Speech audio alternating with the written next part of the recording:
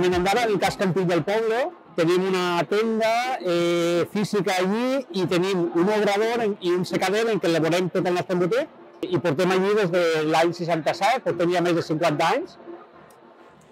I tot això l'embotit que elaborem de forma artesanal.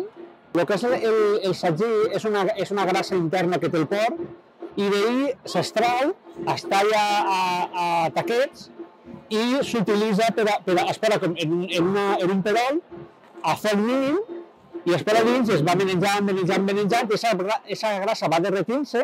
va soltant-la tota i aquests trossets que queden, que són carn, van fregint-se en la pròpia grassa que va generant-se. Aquest procés, al final, quan ja queden trossets xicharroners xicotets i tot el més és oli, es cola, es mescla amb pebre roig